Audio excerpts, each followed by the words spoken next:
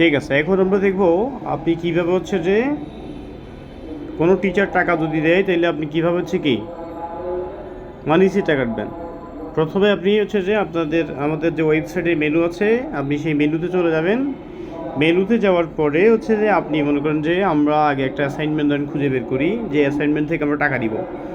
ধরেন আমি হচ্ছে যে টেস্ট বেসিস, তো আমি ধরেন হচ্ছে একটা আমাদের অ্যাক্টিভ অ্যাসাইনমেন্টের আমরা অ্যাক্টিভ অ্যাসাইনমেন্টের আমরা লেটেস্ট যে অ্যাসাইনমেন্টটা দিয়েছে ওই অ্যাসাইনমেন্টে আমি চলে যাই। ঠিক আছে, ধরেন আমি এই অ্যাসাইনমেন্ট থেকে আমি কী করবো, এই অ্যাসাইনমেন্ট থেকে আমি মনে করেন যে আমি টাকা আদায় করবো। তাহলে গেলাম এখান থেকে গেলাম এর ট্রানজ্যাকশানে গেলাম আমি।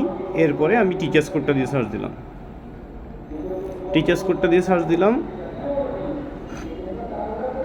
কোডটা দিয়েছি, আসছে।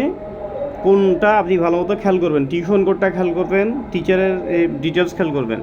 ঠিক আছে, এবং পেমেন্ট অপশন ক্লিক করবেন। এর ট্রানজ্যাকশানে কিন্তু এখানে 3000 টাকা পাবো। ঠিক আছে, সাপোজ আমি তো টেস্ট বেসিস দিব, যে জন্য আমি আপাতত কি 1 টাকা দিচ্ছি। ঠিক আছে, তার কাছে আরও 2900 বাকি আছে।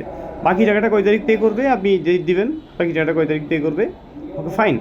এখন এখানে যদি কোনো নোট থাকে তাহলে নোট দিবেন। এরপরে এটা কি করবেন, এটা হচ্ছে যে প্রসিড করার সাথে সাথে আপনি কি আমাদের পেমেন্টটা কাটা হয়ে গেছে। ঠিক আছে, পেমেন্টটা কাটা হয়ে গেছে। আপনি এখানে গেলে দেখবেন যে এই যে কোনাফা 5BM ইমরান, এই যে মিডিয়া ফি 3000 টাকা, 1 টাকা ক্যাশ করা হয়েছে। ঠিক আছে, এবং এই টিউশনটা বেক করছে কাটছে অ্যাডমিন, কারণ আমি অ্যাডমিন করছি। আর টিউশনটা বুক করছে সজীব। কথা ক্লিয়ার, একদম ক্লিয়ার কাট। এবং এখানে ক্লিক করলে আমরা মানি রিসিটটা পেয়ে যাব। পেমেন্ট স্লিপটা এখানে ক্লিক করলে পেয়ে যাব। টিচার যদি বলে আমাকে পেমেন্ট স্লিপটা দেন, তাকে এখান থেকে গিয়ে স্ক্রিনশটটা দিয়ে দিবেন। তবে বড় কথা হচ্ছে টিচার তো তার অ্যাকাউন্টে ঢুকলেই কি সে পেমেন্টের স্লিপটা পেয়ে যাবে। এভাবেই আপনি কোনো টিচার টাকা দেওয়ার পরে অবশ্যই কি মানি রিসিট কাটবেন। একটা জিনিস মাথায় রাখবেন, সেটা হচ্ছে টিচার যখন টিউশন করানো হবে কোনোভাবে ভুল ক্রমে হলেও আপনার নিজের বিকাশ নাম্বার দিতে পারবেন না।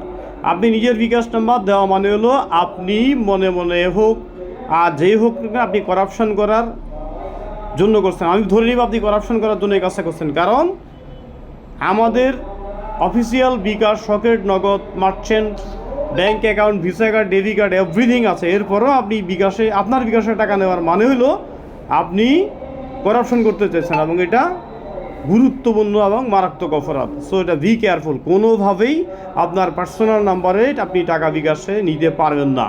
এটা একদম স্ট্রেট ফরওয়ার্ড কথাবার্তা। ঠিক আছে, আশা করি বুঝতে পারছেন।